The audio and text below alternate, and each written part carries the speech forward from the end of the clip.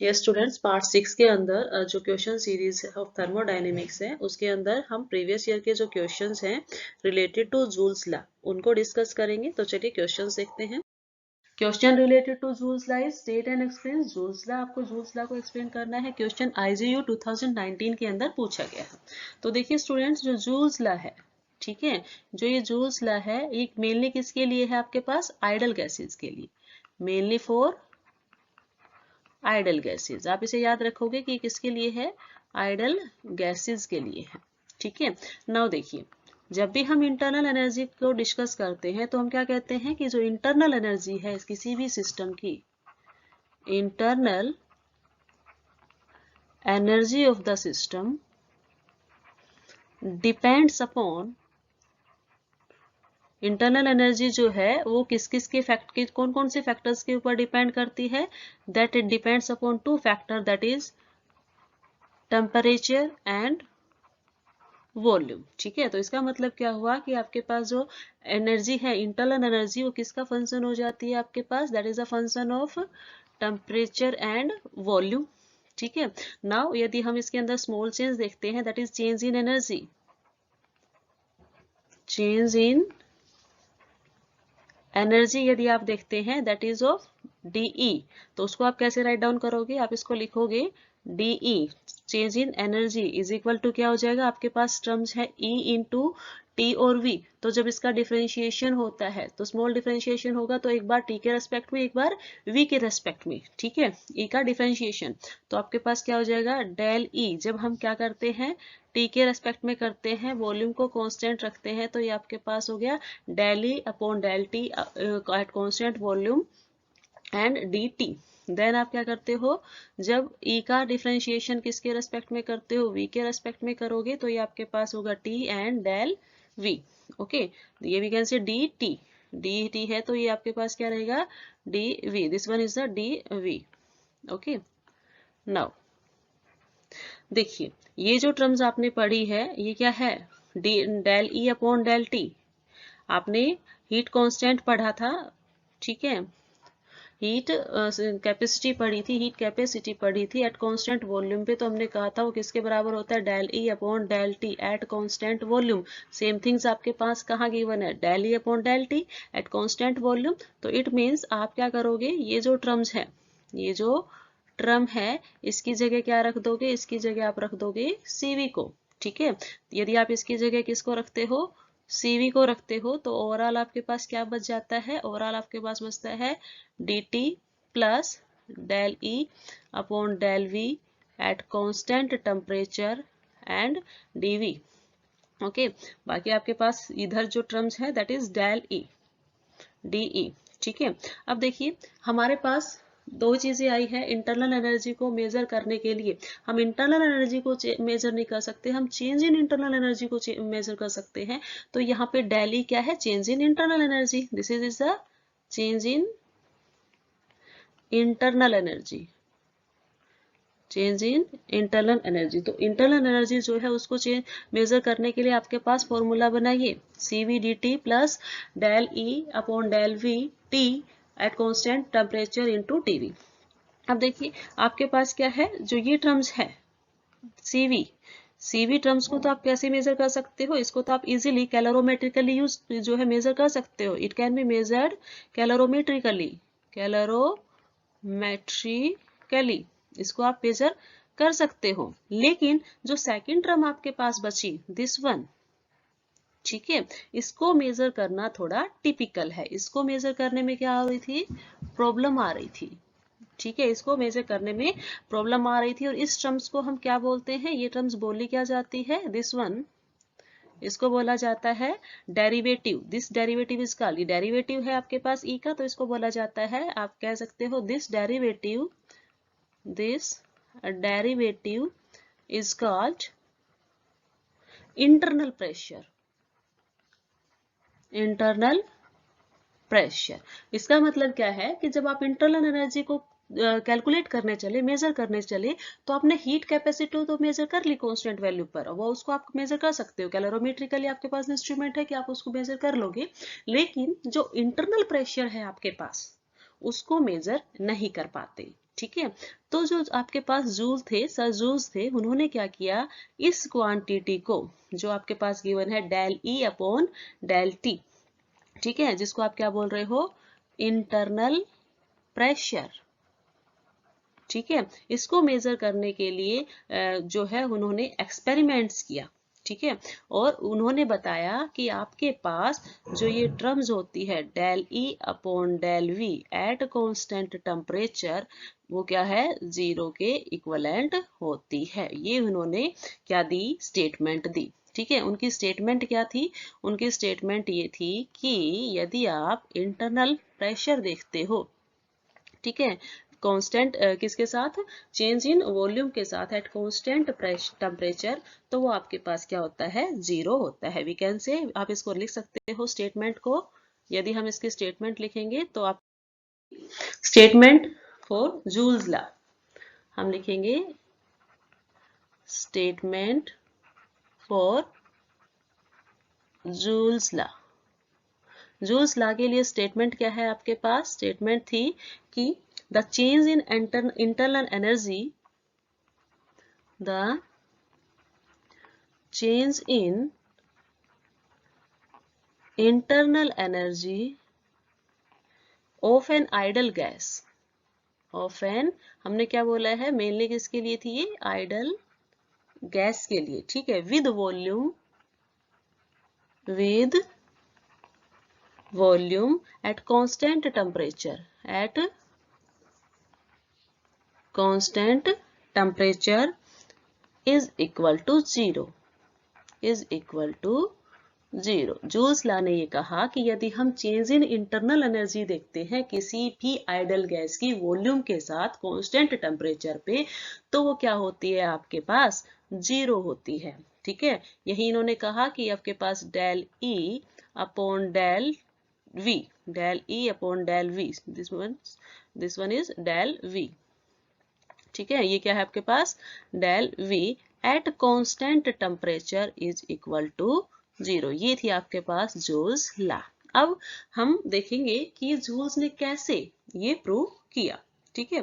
तो इसका मतलब तो यही हुआ कि जो आपके पास इंटरनल एनर्जी है वो किस पे इंडिपेंडेंट है, वॉल्यूम के ऊपर इंडिपेंडेंट है, जब टेम्परेचर क्या रहे, कांस्टेंट रहे। तो आप इसको ये भी कह सकते हो कि इंटरनल एनर्जी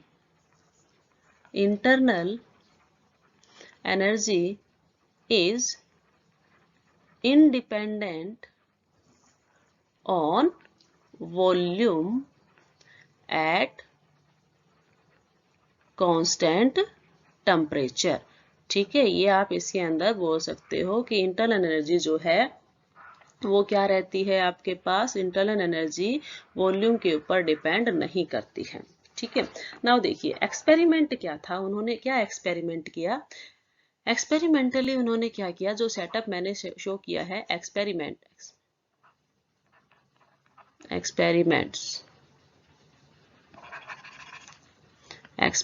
जो था, दैट इज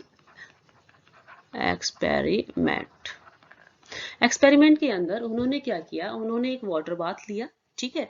वाटर बाथ के अंदर ये जो गिवन शो कर रखा है यहाँ पर, this one is the water bath, ठीक है, ये वाटर बाथ है, और इसके अंदर उन्होंने 2 बल्ब्स लिए, ठीक है, एक बल्ब ए था, दूसरा बल्ब बी था, दोनों बल्ब्स के बीच में एक उन्होंने स्टॉप कॉक लगाई है, ठीक है। नाउ एक बल्ब के अंदर उन्होंने क्या किया हुआ है, एयर को फिल किया हुआ है, जिसके अंदर आप बोल सकते हो कि कोई दूसरी गैस भी हो सकती है, मतलब गैस इसके अंदर फिल है, और दूसरा जो बल्ब है वो खाली है, ठीक है।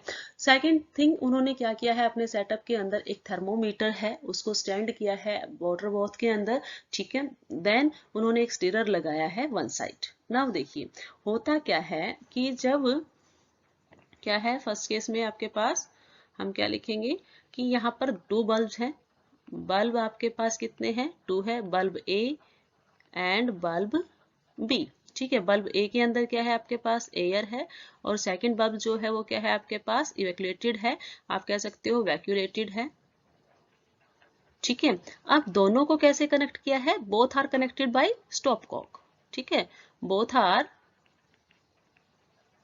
कनेक्टेड थ्रू स्टॉप कॉक,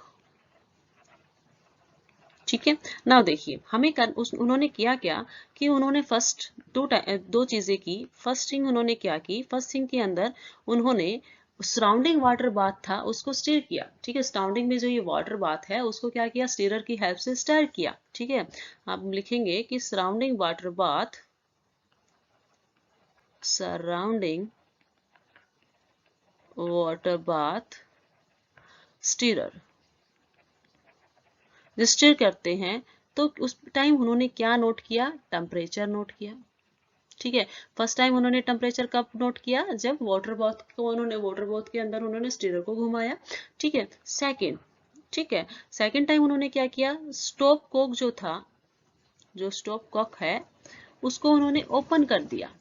ठीक है, तो ओपन करने से क्या होगा, जो गैस यहाँ फिल थी वो कैसे मूव करेगी, वो जाएगी आपके पास बी की side, means gas A disperse towards the bulb B. ठीक है, ओपन करते ही क्या होगा, डिस्पर्जन होगा, that is dispersion of gas.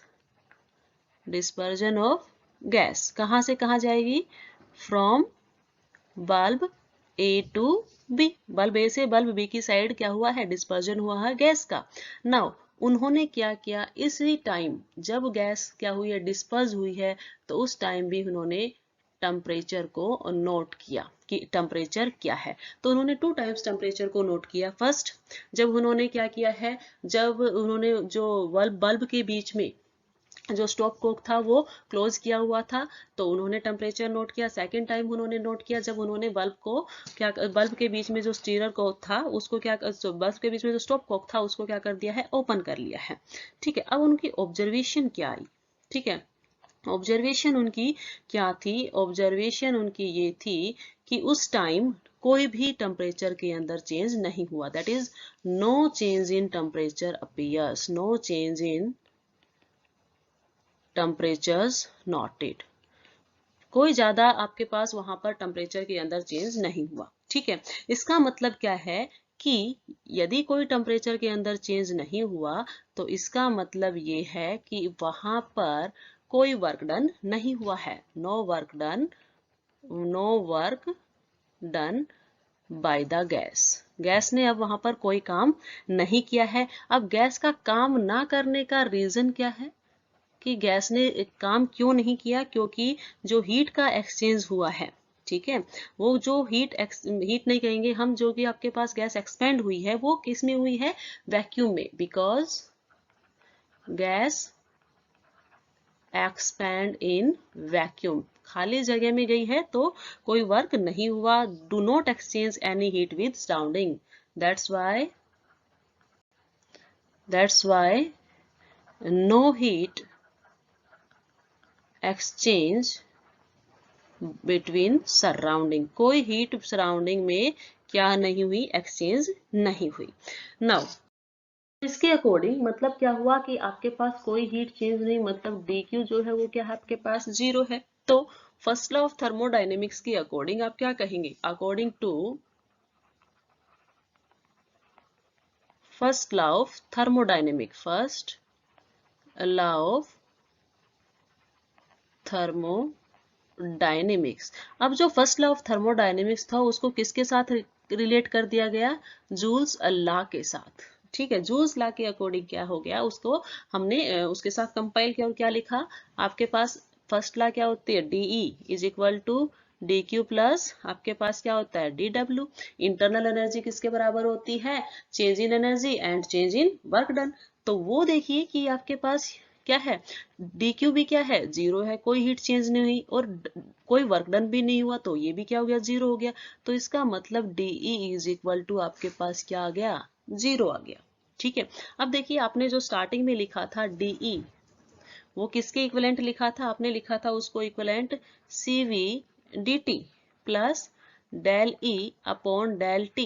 ये हमने स्टार्टिंग में देखा था जब हमने फर्स्ट लॉ को डिफरेंशिएट करके लिखा था, कि हमने बोला था कि एनर्जी जो है वो टेम्परेचर और प्रेशर का फंक्शन, टेम्परेचर और वॉल्यूम का फंक्शन होती है, उसको डिफरेंशिएट करने के बाद हमारे पास ये इक्वेशन आई थी। ठीक है, ये इक्वेशन आपको मिली थी। तो आपके पास डीई के बराबर, डी किसके बराबर है, CV D T plus del E, then आपके पास क्या है, del E by del V, sorry this one is del V, del V by T and D V. ठीक है, नाउ देखिए अब आपके पास क्या है, आपने क्या बोला है, कोई टेम्परेचर चेंज नहीं हुआ, तो आप इसको लिख सकते हो यहाँ पर। आप इसको यहाँ पर क्या लिखोगे, दिस वन, पहले आप लिखोगे कि आपके पास डीई किसके बराबर हो गया है। नाउ डीई किसके बराबर था, सी वी डी टी, ये तो 0 हो गया। ठीक है, प्लस क्या है आपके पास, जूल्स के अकॉर्डिंग हम इसको डिफाइन करेंगे कि ये आपके पास टी है एंड डी ये वी। ठीक है, नाउ जूल्स ने क्या बोला, कोई टेम्परेचर के अंदर चेंज नहीं हुआ। आपने एक्सपेरिमेंट किया तो उसमें क्या देखा है, जो चेंज इन टेम्परेचर है दैट इज डी टी, वो क्या है, 0 है, कोई चेंज नहीं हुआ। लेकिन वॉल्यूम के अंदर तो चेंज होगा, क्योंकि वॉल्यूम तो क्या थी, पहले बल्ब ए के अंदर थी और वो बल्ब बी के अंदर एक्सपेंड हुई है, तो वॉल्यूम 0 नहीं होगी, उसके अंदर चेंज होगा, चेंज अकर्स। ओके, देन देखिए हीट कैपेसिटी, वो भी क्या होगी आपके पास, 0 के बराबर नहीं होगी, उसके अंदर भी क्या होगा, चेंज होगा, change occurs in heat capacity. So we can say कि आपके पास ये जो टर्म्स है, ये तो आपके पास क्या नहीं होगी, 0 नहीं होगी। ठीक है, ये वाली जो टर्म्स है सीवी डी टी, सीवी जो टर्म्स थी वो तो आपके पास क्या हो जाती है, दिस वन, ये तो आपके पास क्या नहीं होगी, 0 नहीं होगी सीवी टर्म्स तो, लेकिन आपके पास जो ये टर्म्स बचती है दिस वन, ठीक है, ये टर्म भी आपके पास 0 नहीं होगी, और आपके पास सीवी की टर्म्स भी है वो भी 0 नहीं होगी। आपके पास क्या बचता है, ओनली बचेगा डीई, डेल ई बोल जिसको आप बोलोगे, del V at constant temperature that is equal to 0, और यही जूल्स ने क्या किया था, प्रूव किया था। ओके, और आपको याद रखना है this is only true for ideal gases. ठीक है, आइडल गैसेस कौन सी क्या होंगे, और आइडल गैसेस भी किसके, कौन सी गैसेस, जिसके अंदर इंटरनल प्रेशर जो होगा between molecules of gas is 0, that is internal pressure between the molecules of gas is 0। उन गैसेस के लिए जूल्स लॉ फॉलो करेगी, और उसके अंदर क्या है, del E upon del V at constant temperature is equal to 0 की इंटरनल एनर्जी का चेंज यदि आप वॉल्यूम के साथ देखते हो कांस्टेंट टेम्परेचर पे, तो वो क्या होता है, 0 के बराबर होता है। This is about joules law.